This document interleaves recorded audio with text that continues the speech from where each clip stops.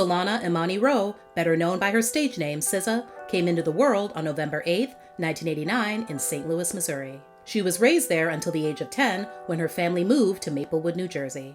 She relayed some fond memories of growing up in both places in a 2013 interview with Billboard. "All my warm childhood memories are in St. Louis, and that's where I always think my heart is.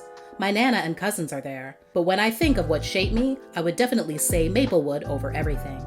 It's such a bubble. It's a small town with tons of secrets, but everybody knows you and your parents, and your first and last name. There was nothing to do, so we would do random shit like sneak on the golf course and drink beer or go play in the creek." SZA's mother, a Christian Pan-Africanist, and her father, an Orthodox Sunni Muslim, raised her in a conservative interfaith household and had her attending both Sunday school and Muslim school. After the September 11th attacks, while in middle school, she stopped wearing her hijab due to relentless bullying. SZA describes herself as a loner in high school, mainly focusing her time on gymnastics and being a science nerd. "I had Jinko jeans and 30 bracelets on at the same time, just a lot going on. But I listened to Limp Bizkit, Red Hot Chili Peppers, Macy Gray, 9 Inch Nails. That was a weird phase for me."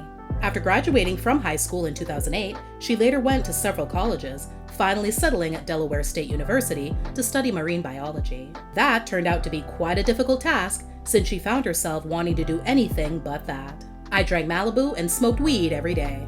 And slept." Soon, she started lying about her age and her ability to make cocktails, so she could serve drinks at tri-state area strip clubs. She worked crazy hours and made money hand over fist. SZA also bartended and danced briefly at an upscale gentleman's club in New York City. She actually preferred to dance because there was more money in it, but club managers weren't interested in what she called her flash dance moves. Then, her family found out. "When I wouldn't do the college thing they wanted, my mom kind of insinuated that I had to, get out. I started staying on people's couches and vibing aimlessly. That sent me into a crazy depression, but also lit a fire under my ass." She eventually dropped out of school after deciding that she wanted to pursue singing as a career. That was a very quick decision, since SZA would later reveal that she'd only just delved into the art form that same year in her young adulthood. Yup, you heard that right. SZA did not have the typical backstory, as every other little girl, of starting out singing into her hairbrush in her bedroom while dreaming of one day being on stage performing in front of a sold-out crowd. "I started singing like yesterday. Literally, it was like a year ago. I just recorded one song and then another, and then it was like, you should probably record some other songs and make something out of it. I recorded the songs with my friend who lives around the corner from me in Jersey and stole a bunch of beats off the internet. I had never sang growing up and wasn't in the church choir or anything like that." Her writing skills were also on point, but that was something that she'd been doing for a while and developed a natural passion for it. "So in school, the thing that I was most passionate and excited about, besides science, was writing. It just came natural to me without much effort. I had a lot of fun learning about poetic license and different kinds of prose." SZA first met members of Top Dog Entertainment when she found herself working part-time for a streetwear brand that ended up delivering some of their clothing to them for a showcase they were putting on. That company, called 10 Deep, sponsored the event. So SZA and a friend brought some clothes to founder Anthony Tiffith and president Terrence Punch Henderson. Her friend just so happened to play one of SZA's songs when Punch took notice after hearing the song leaking from her earphones and was floored by SZA's singing voice. TDE didn't sign her right away, but they did keep in contact with her over the next couple of years as she continued to send them songs. SZA formed her name from the Supreme alphabet, taking influence from rapper RZA of the Wu-Tang Clan. The last two letters in her name stand for Zigzag and Allah, while the first letter S can mean either savior or sovereign. She self-released her debut EP, See SZA Run, in 2012, quickly followed by her second, titled S, the following year. Those two projects generated so much buzz that this time, TDE made sure to scoop her up, officially signing her and making her the label's first female artist. Her next EP, Z, was released in 2014. It would be her first project to crack the album charts in both the US and the UK. Whilst working on her fourth EP, A, which would complete the trilogy of album titles taken from her stage name, SZA began writing songs for other artists, including Beyoncé and Rihanna. Then she quit, just like that. At that point, the path to putting out a proper album had been long, slow, and tortuous. First, it was promised at the end of 2015, then at the start of 2016. By the end of that year, with no further date in sight, she had had enough, tweeting, "I actually quit. At I Am Still Punch can release my album if he ever feels like it. Y'all be blessed." At the beginning of 2017, though, SZA would still be around and release the track Drew Barrymore. Remember that fourth EP she'd been working on? Well, it would now be repackaged as her debut album, titled Control, and this song would serve as the lead single. Control dropped in June and instantly claimed a top 5 spot on the Billboard 200 chart, coming in at number 3. Even though Drew Barrymore didn't make any waves, the project's follow-up singles did, in a big way. Love Galore featuring Travis Scott immediately blew up, becoming a top 5 R&B hit.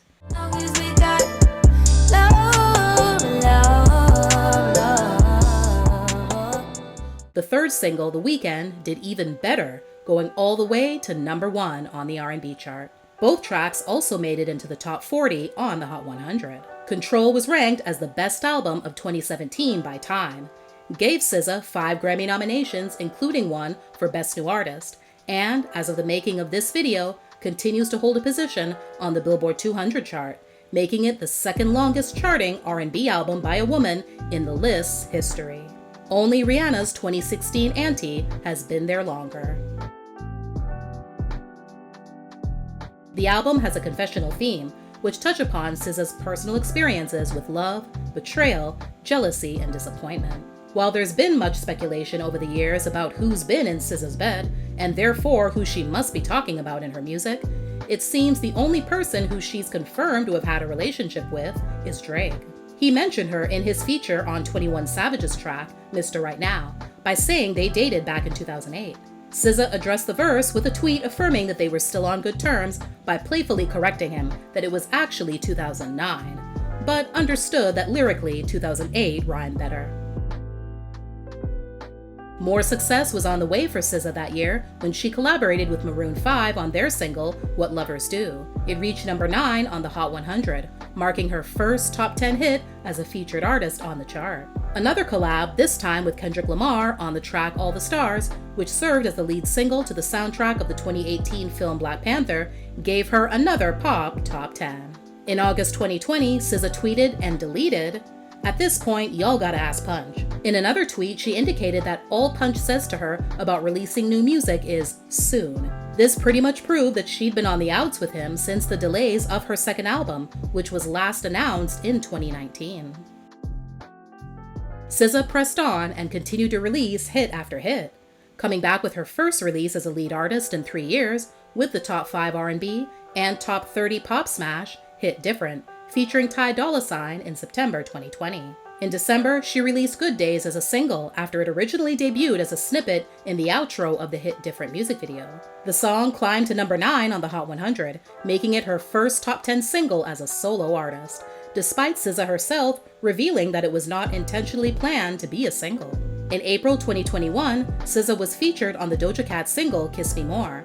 It became an international hit, climbing to number 1 in New Zealand, and earned top 10 placements in the US, Canada, the UK, Australia, Ireland, and Lithuania. The song also won SZA her first Grammy for Best Pop Duo or Group Performance. A long-awaited collaboration from SZA with Summer Walker called No Love was then released that November. After its success on the R&B chart, it later became an official single when the extended version was released in March the following year. The next month, she released the song I Hate You, after it went viral on TikTok and was originally released exclusively on SoundCloud that summer. It shot all the way to number 1 on the R&B chart. In the fall of 2022, yet another new single called Shirt dropped. It was originally teased by SZA in late 2020, and after it also gained popularity on TikTok. Finally, after a 5-year wait, SZA's second album, titled SOS, dropped in December 2022.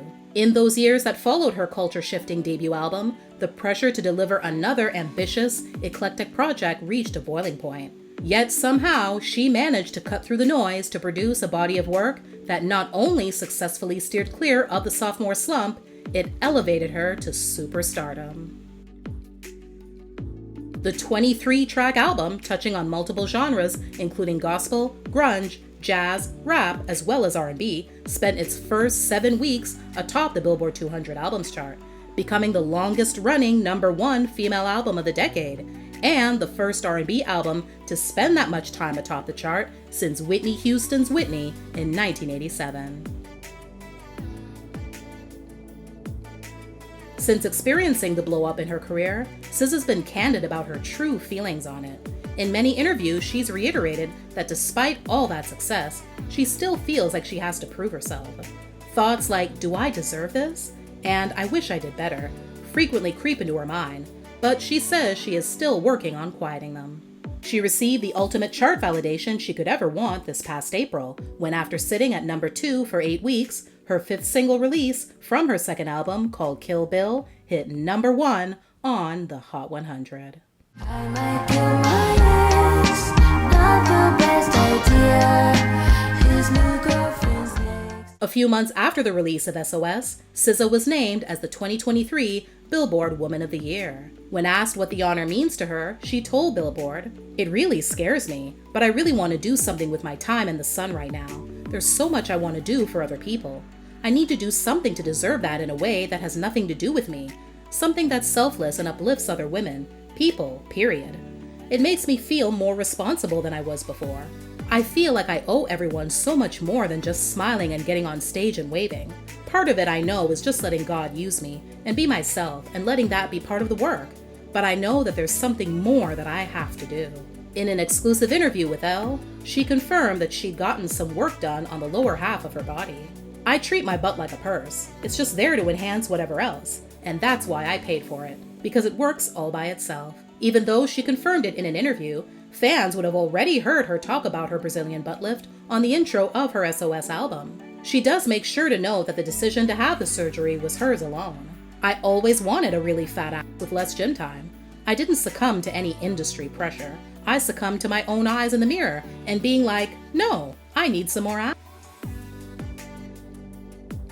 To promote her newest album, SZA embarked on an arena tour in 2023 called, of course, the SOS Tour. It consists of dozens of shows across North America and Europe with 3 legs. As of the making of this video, she's on a break and resting up to begin the 3rd and final leg across the US and Canada on September 20th in Miami.